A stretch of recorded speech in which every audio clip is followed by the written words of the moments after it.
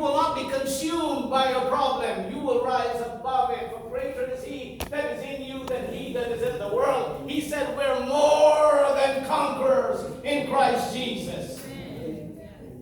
I see people come to church, somebody said something about them, they're ready to backslide. They're ready to quit. And you can't tell them that they need salvation because they believe they have salvation.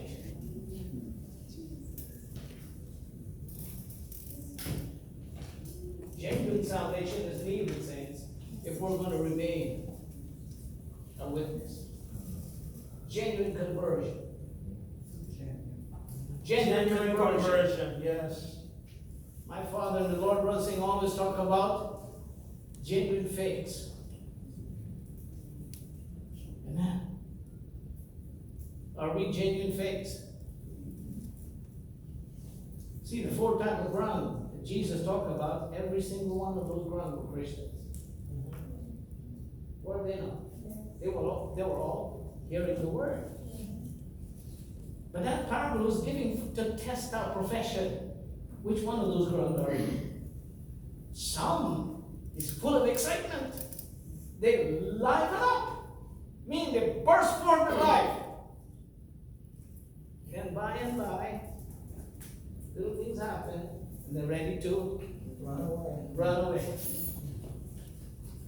Just think about it. The four types of ground were not ungodly. That parable was not written to the ungodly man. No.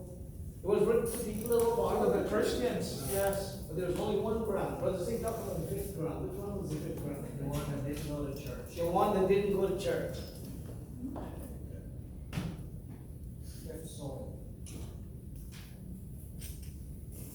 See, no chastening is joyous in the present, but it yielded. Yes. Fruits of righteousness. It brings about the fruits of righteousness. There's a fruitfulness. A fruitfulness. You see why? After a while, when you're in the ministry and you have to deal with the same problem over and over again, it's not the lack of preaching. People know a lot of scripture. That's the problem. That is the problem. They know a lot of scripture. Everybody knows the Bible.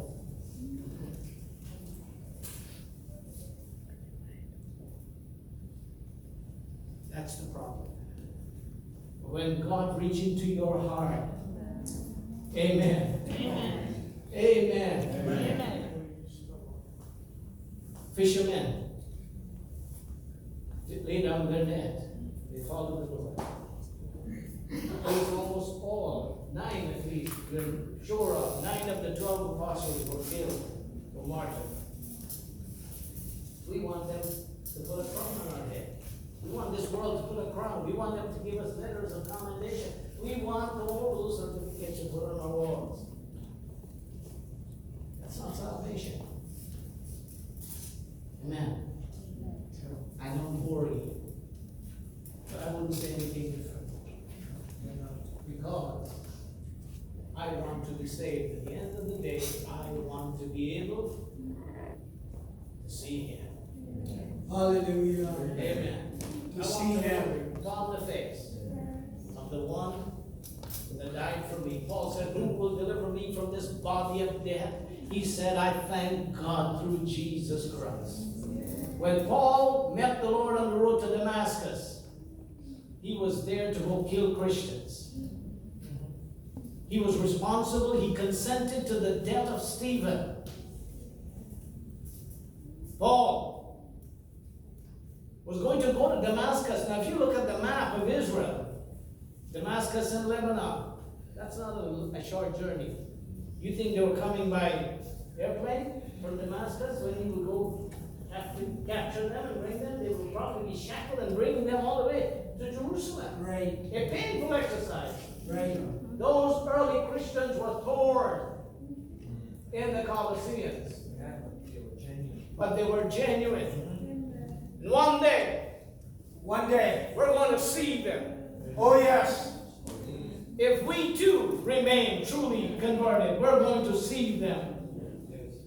The best words you will ever hear from our Lord that day is, well done, thou good and faithful servant. Nothing else will matter. Love not this world, neither the things that are in this world. For all that is in the world is the lust of the eyes, the lust of the flesh, and the pride of life. But only he that doeth the will of the Father. Are we willing to do the will of the Father? What is God's will for our life?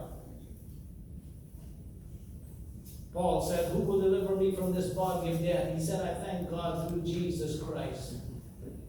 He said, oh, the depth and the riches of the wisdom and the knowledge of God in his ways, which are all past finding out. But this man had an experience. Paul had an experience. He said, at my first answer, no man stood with me. He said, this thou knowest, that all that which be in Asia be turned against me. Before he died, he said, after my departure shall grievous wolves enter in among you, not sparing the flock. Even of your own selves shall men arise, speaking perverse things to draw away disciples after them. That's before he died. While Jesus was here on the earth, he said, while men slept, an enemy came and sowed tares among the wheat. Among the wheat. Something was happening, and perversion started at the apostasy of the early church. Around AD 50, Paul said, I marvel that you're so soon removed from him that have called you into the gospel. He said, though we are an angel from heaven preach any other gospel than that which was preached, he said, let him be accursed. And he said that twice. He said, this you must know. He said, I certify you, brethren, the message that I have. He said, I didn't learn it at the feet of Gamaliel. Yes. The message that I got, I didn't learn it at the Pharisee seminary. Right. He said, the message that I got, he said, I received it by revelation. By God revelation. spoke to that man and changed his entire world. Hallelujah.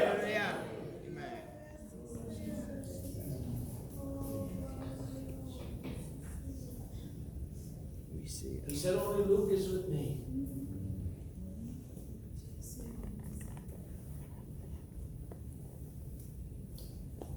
What are we looking for in this world?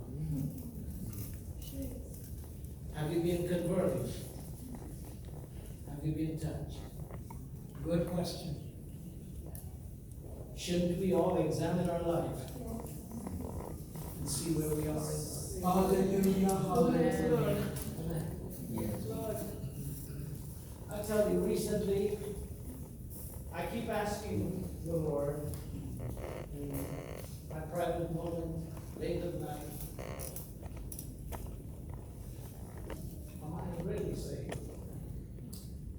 Oh, yes, good question. Am I And saved? I'm reminded of the little experiences that I've got. They were not the kind that the Apostle Paul had. Am I saved? You have to know where I come from. In the life that I lived in a little village in Guyana, South America. How hard life was. How miserable it was. How painful it was. And I'm not talking because I was serving God. It was just painful, naturally. Because everything that was happening around me. But do you know, out of my entire family, I was the first one that the Lord touched. Today, I have my siblings in church. My mother died in church. My father, before he died, he came up for prayer in the late 1990s when he was in New York. And I asked him if he would like to give his heart to the Lord. And he said yes. Now, I don't know if he did. I'm just telling you, I had the opportunity to explain for him. Every time I try to question myself, I am so gripped by what I was taught. I am so militant about it. And I'm so determined. Paul said, I determined not to know anything among you save Jesus Christ and Him crucified. So if you think I'm beside myself, please forgive me. But I know what God did for this little boy in Guyana, South America, where I am today. I just turned 60 years old. I have been in this thing too long. I am not about to change. Hallelujah. So I invite you, come on and let us go You're my Father. Amen. Come on. Glory. Let us go. Yes. There might be thorns. It might be hilly. It might be rocky. It might be narrow. Straight is the gate and narrow is the way. Amen. Broad is the way. Wide is the gate. Many go in thereat. But that's not salvation. It's a straight gate. It's a narrow way. And the few that will find it. Many will say to me in that day, Lord, Lord, have we not prophesied in thy name? And Jesus would say this, depart from me, you that work at iniquity. When we come to church, it's the place where the spirits of just men are being made perfect. Here is not where we have baseball team. Here is not where we have football team. Here is not where we have soccer. Here is where we are talking about the things of God. If a program in the church is attracting you, you'll get bored with it after a while.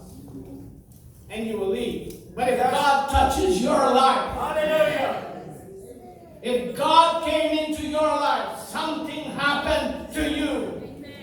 It doesn't matter what comes and what goes. You would be like the rock of Gibraltar. You would be like that solid foundation and are built upon the rock, Jesus Christ, upon the foundation of the apostles and prophets, Jesus Christ himself being the chief cornerstone. So I encourage you here this afternoon. Amen. Amen. Evaluate your life. See where you are. Yes. What progress have you made? Is there fruitfulness? There's two things that God will do to individuals. Either he'll judge you or he'll chastise you. Please pray that you come under chastisement and not judgment. Hallelujah. Yes. Because whom the Lord loveth, he chastens. And if you keep doing the wrong thing and God's not chastening you, it's about time you examine your life to see if you really have been touched by God. So God bless you. Amen. Hallelujah. Thank you, Lord. Praise the Lord. Glory, glory, glory. Praise His name. Praise the Lord.